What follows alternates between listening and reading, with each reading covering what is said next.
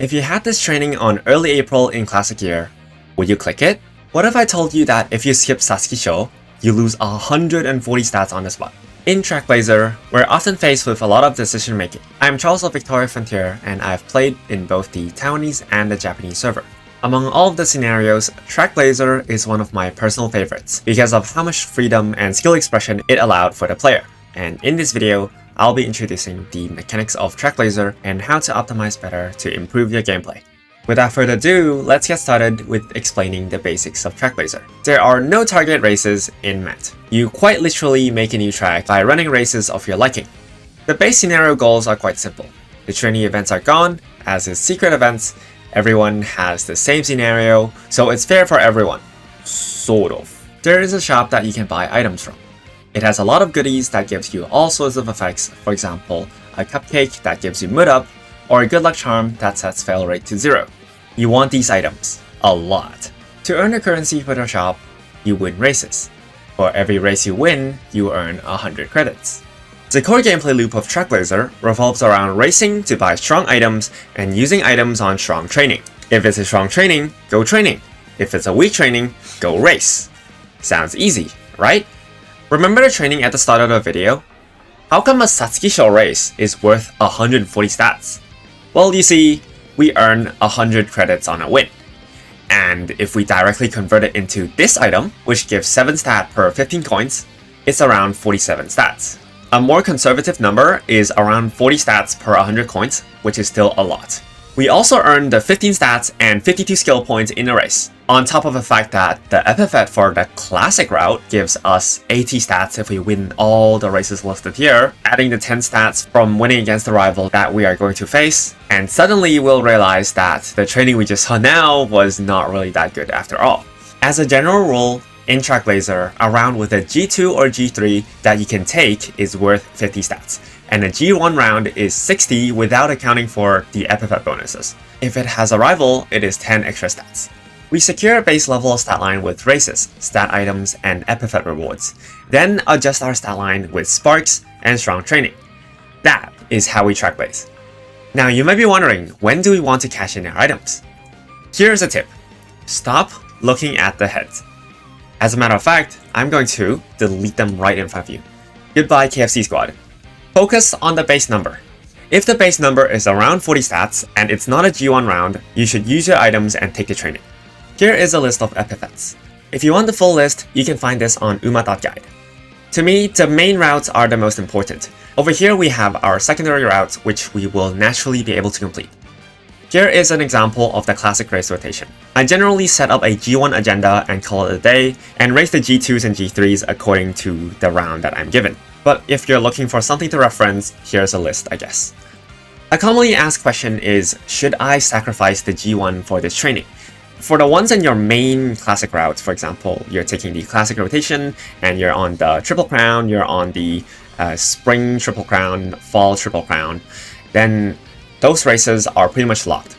However, on the classic race rotation, for example, on rounds like Queen Elizabeth or Victoria Mile or even this Takarazu Gakinen, you can actually sacrifice if the training is overwhelmingly stronger than the G1 gives, which is 60 stats. Say if I get a plus 100 training right here, I'm totally down to not take the race if the shot pressure is not high. Here is the Tiara race rotation for Umas that can run mile or medium. For this rotation, there's one thing to note, and that is how around this timing, around late December or early December, at the end of the year, there will be sort of a coin deficit because of how there are no races on late December at all. You'll have to save up on average more coins and more items around this timing in order to prep for the end of the year before going into next year. When you race too many times in a row, or if you take a race on 0 energy, you have a risk of mid-down, skin outbreak, or even minus 30 stats. Here's a chart of all the rates of each penalty. The takeaway is don't take 4 races in a row unless you know you have a way of recovering, and try not to take 3 races in a row with 0 energy. Here's a question I think a lot of people are wondering. What if I lose a race? While losing a G3 doesn't feel good, and the clock button feels really tempting, a really important part of MANT is recognizing that saving clocks for the race in the classic year is more important because of the epithets, and losing in the early game G3 does not mean that your run is dead. Although, since losing a race compared to winning does give less credits, I will clock if I deem the shop items important. For lates, ends, or Umas without a unique skill, be more careful in spending your alarm clocks in the early game. Losing a G3 might just mean a few stat loss, but if you lose a race with an epithet, then that's a lot more stats. Also, if you run out of clocks completely, it costs 10 carats per retry. Now, let's talk about the shop and which items we actually want, because some items are better at converting into stats than others, and some are outright worthless. Let's start with an easy one, the stat books. When used, they give you the stat. We use them immediately after we buy them. There are 3 variants, and we almost always want the big one or the medium one. They are the golden standard of coin to stat conversion rate, and we want these items. They are incredibly efficient, they are sharp. You can stop buying certain stat books if you feel like you're about to leak over 1200 on a stat, or to avoid overspamming. Sometimes, we don't buy the guts book if the shop has good items and we are short on cash. Energy items. They come in all shapes and sizes. There's the 20, 40, 65, and 100 energy item. Energy items let us take trainings on off turns, facilitate training in summer, and avoid race penalties. Generally speaking, we want most, if not all, of the energy drinks. There's very rarely a situation where the shop spawns too many energy items. Good energy management is the key to playing Trackblazer properly. If you're able to use these items properly, you can get ahead of your rivals. Here is one of my favorite tricks to use in the career to squeeze a little bit more stats.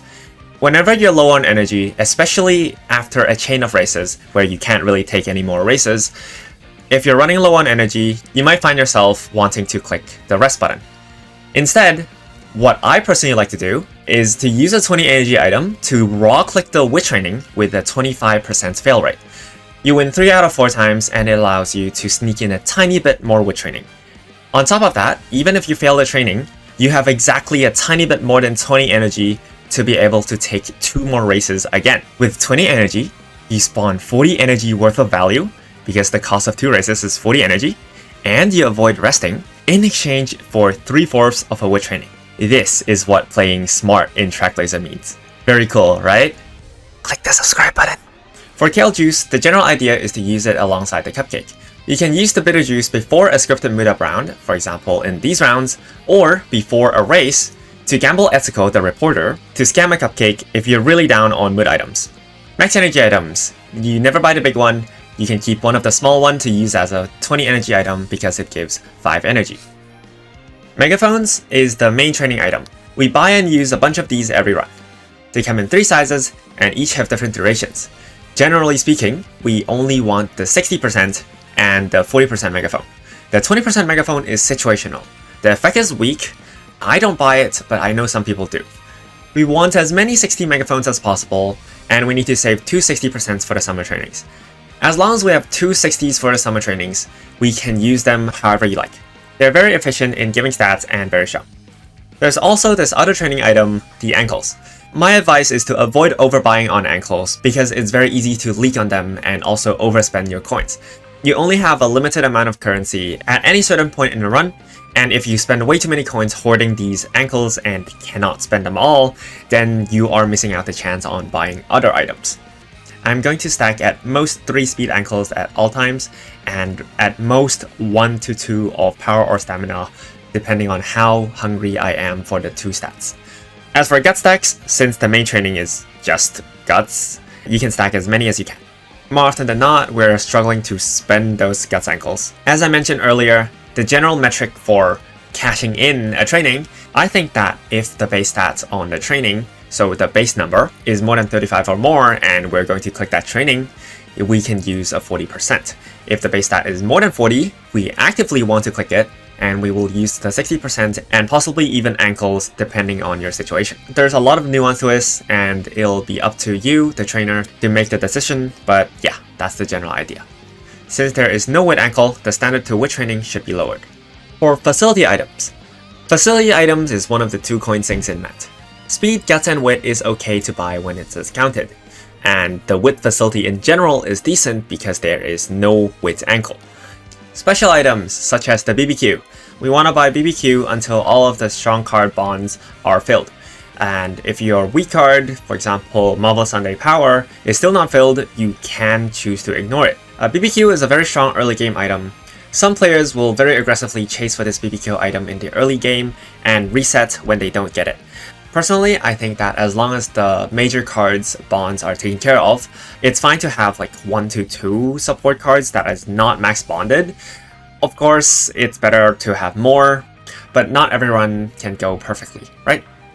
As for yummy cat food, yippee!